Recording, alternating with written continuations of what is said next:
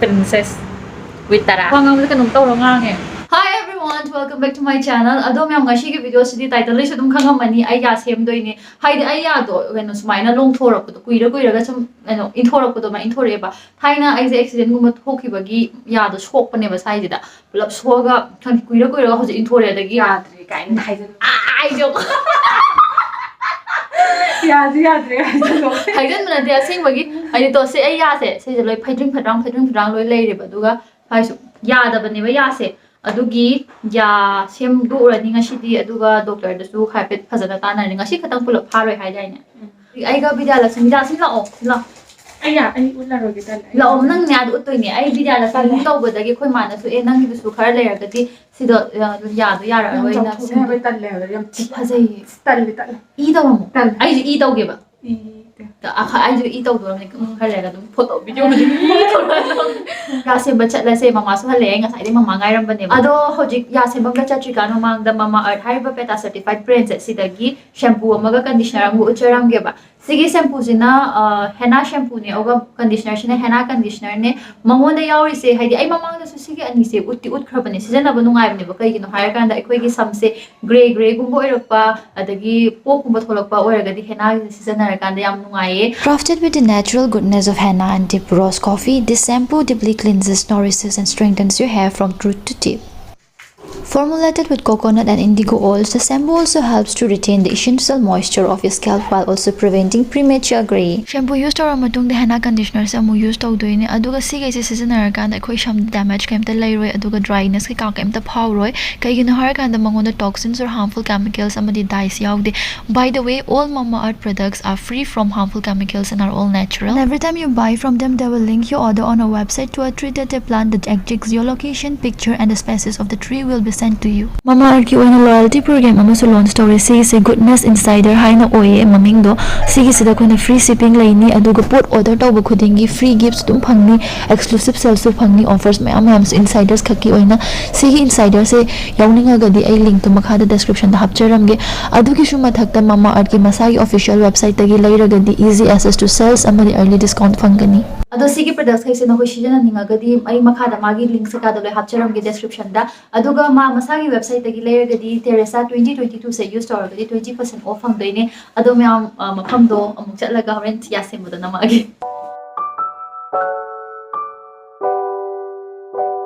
Mamagi hana ya check up tawrani adugi matungda ai amuk check tawraga ya do happa khotpa kai ka tawdoine ba ado ai je seng bai di ya do kaim tawde hair pas yawni mi kharna chawi khotle jo haini seng bai di ai do ya do sokhi batagi ya lan thorakpa adagi ya do hana gi phibam da lerak tab do adugi ya se doctor da consult tawbane ba aduga sigi oina di magi kai ga dra tara bhaw do inumin mari ni changni hai adugi first ki tara yaw da bida pin do tak na bido do mai na paga thogle ado sigi matungda ai se ai gi imana bi magi da chattoine magi lom hai ningo chakhobai offer kai ka tawe hai bagi damak da sum chatluge tawbane regular school ki opposite da money beauty salon haina leibane mayam changaga dum haipet yimbiyo magi services so kamain tawgi nungai bra khot bra haibado to ai moi tara phadri smai tang hapakpa khatang ne smai le ba ko ado mai na ka ai sam do spa taw thoke tawbane adugi spa tawdoine ado spa pulap taw miner se aduga Japot kay kaso, kami nagitaw ni Pakuya, bani ko na daw sa ay sinisum tungpo kreto. Wala ko na ang tungpo ya, sing ba sumayin le kana di kem tung di ba ko aduga. Sumnga nga kada ina sidang mun ni kana ang tungpo kreba.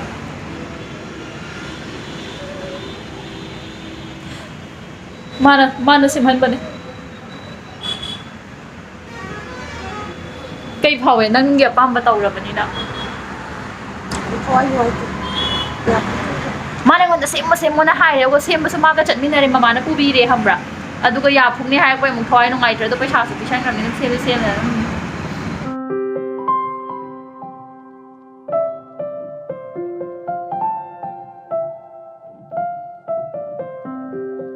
sida ne hip toi ne aham ba kun sige aham ba ne sibumba ga ne pela man ba de hip ga ke dai se kok sam dai se Ito mo dito. Princess with Tara. Mana semo na semhal adu da ai ya se accident thok pagi na kena tau bane khoi dring khorang le ga ya yam no pa khot pa yam sok pa ne ba ya do di sem be sem ba pulap sem ba sen ma ma tar sem bane ꯁꯨꯝ ꯌꯥꯗꯣ doctor ꯌꯦꯡꯀꯥꯟ ꯀꯨꯏꯔ ꯁꯨꯝ ꯏꯟꯊꯣꯔꯛꯀꯅꯤꯅ ꯍꯥꯏꯕ ꯑꯩꯒꯤ ꯌꯥꯗꯣ ꯑꯗꯨꯒꯤꯅꯦ ꯑꯦꯛꯁꯤꯗꯦꯟꯒꯨꯝꯕ ꯊꯣꯛꯈꯤꯕ ꯈꯣꯠꯈꯤꯕ ꯂꯩꯕꯒꯤ ꯑꯗꯣ ꯑꯩꯅ ꯈꯜꯂꯤꯁꯦ ꯌꯥꯁꯦ ꯁꯦꯝꯃꯤꯀꯥꯟꯁꯤꯗꯅꯦ ꯀꯩꯅꯣ ꯇꯧꯒꯦ ꯇꯧꯕ ꯀꯩꯝ ꯌꯥꯝ ꯆꯥꯕ ꯌꯥꯔꯔꯣꯏꯗꯅ ꯑꯗꯨꯅ ꯗꯥꯏꯇꯤꯡ ꯇꯧꯔꯒꯅꯦ ꯑꯩꯁꯦ ꯈꯪꯉꯕ ꯌꯥꯡꯁꯦ ꯀꯪꯍꯜꯍꯧꯔꯒꯦ ꯇꯧꯕꯅꯤ ꯄꯨꯛꯀ ꯁꯤꯛ ꯅꯥꯟꯊꯧꯔꯒꯦ ꯇꯧꯕꯅꯤ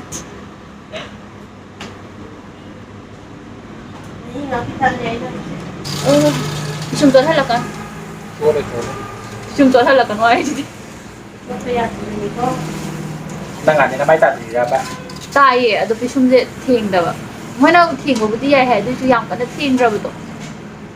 ꯅꯨꯃꯤꯠ ꯀꯌꯥꯅꯤ ꯁꯨꯔꯒꯦꯕ ꯅꯪꯗꯣ 10ꯅꯤ ꯉꯁꯤ 10ꯅꯤ ꯁꯨꯏꯅꯤ 10ꯅꯤ ꯁꯨꯔꯦ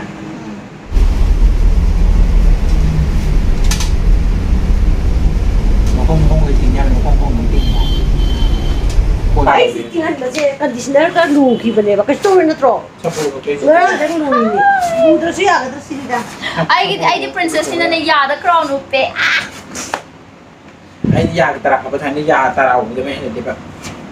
ꯑꯗꯣ ꯑꯩꯅ ꯋꯥ ꯉꯥꯡꯕ ꯀꯥꯟꯗꯗꯤ ꯀꯌꯥꯗꯤ ꯈꯪꯗꯕ ꯃꯥꯜꯂꯤꯀꯣ ꯁꯨꯃꯥꯏꯅ ꯆꯧꯗꯅ ꯃꯥꯏ ꯃꯌꯥ ꯂꯪꯊꯣꯛꯄꯒꯤꯅꯤꯗ ꯁꯦꯝꯃꯤꯁꯤ ꯈꯪꯗꯕ꯭ꯔꯥ ꯃꯌꯥꯁꯦ ꯅꯪꯒꯤ ꯇꯔꯥꯗꯣ ꯈꯔ ꯄꯤꯛꯄ ꯃꯌꯥꯁꯦ ꯌꯥꯝ ꯐꯖꯕꯅꯦꯕ ꯑꯗꯩꯗ ꯑꯦꯛꯁꯤꯗꯦꯟ ꯇꯧꯔꯨꯕ ꯃꯈꯥꯗ ꯐꯥꯗꯣꯏꯔꯕ ꯃꯈꯥꯁꯨ ꯐꯥꯗꯣꯏꯅꯤ ꯃꯈꯥ ꯀꯥꯈꯠ ꯄꯨꯔꯛ ꯎꯔꯛꯈꯤꯅꯤꯕ ꯃꯊꯛ ꯀꯗꯥꯏꯗ ꯎꯗ꯭ꯔꯤ ꯑꯅꯤꯃꯛ ꯐꯥꯔꯒꯅ ꯄꯨꯟꯅ ꯎꯔꯛꯈꯤꯅꯤ ꯇꯞꯅ ꯋꯥ ꯉꯥꯡꯉ ꯂꯣꯏꯔꯦ ꯅꯠꯇ꯭ꯔꯥ ꯀꯣ ꯌꯥꯎꯗꯅ ꯑꯗꯣ ꯑꯩꯈꯣꯏ ꯃꯃꯥꯗꯤꯀꯣ ꯑꯩꯈꯣꯏ ꯃꯃꯥꯅ ꯑꯩꯒꯤ ꯀꯣꯛꯁꯦ ꯁꯨꯃꯥꯏꯅ ꯁꯤꯒꯨꯝꯕꯁꯤꯗ ꯀꯣꯛꯁꯦ ꯂꯨꯕꯤꯕꯗꯤ ꯑꯩꯈꯣꯏ ꯃꯥꯁꯦ ꯃꯤ ꯇꯥꯈ꯭ꯔꯦ ꯑꯗꯨ ꯃꯥꯏ ꯃꯀꯣꯛꯁꯦ ꯂꯨꯔ ꯃꯥꯏ ꯃꯁꯝ ꯂꯣꯏ ꯆꯤꯡꯍꯟꯈ꯭ꯔꯅꯤ ꯅꯤꯡꯉꯣꯜ ꯆꯥꯛꯀꯧꯕꯒꯤ ꯅꯪꯗ ꯅꯨꯡꯉꯥꯏ ꯌꯥꯕ꯭ꯔꯥ ꯑꯩꯁꯨ ꯅꯨꯡꯉꯥꯏꯅꯤ ꯂꯨ ꯀꯥꯏꯗꯨ ꯆꯨꯝꯕ꯭ꯔꯃ ꯎꯪꯒꯁꯨ ꯍꯥꯏꯔꯤ ꯑꯩꯁꯨ ꯌꯦꯡꯅꯤꯡꯉꯦ ꯁꯦ ꯇꯣꯔꯣ ꯁꯥꯔꯦ ꯇꯣꯔꯣ ꯍꯥꯏ ꯍꯧꯖꯤꯛ ꯀꯩꯅꯣ ꯇꯧꯔꯤ ꯑꯩꯒꯤ ꯁꯝ ꯁ꯭ꯄꯥ ꯇꯧꯗꯣꯏꯅꯦꯕ ꯑꯗꯣ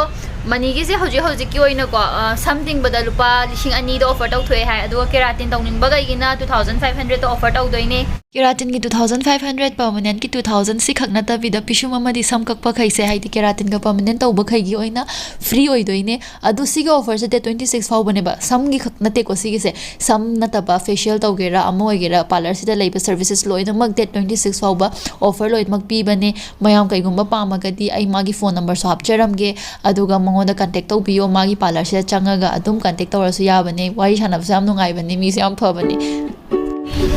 Baby, if you like my looking on the bright side, yeah, haven't smiled in so long. Just a simple action leads to our attraction, lifts me up from being. 这样跑过去什么啥的。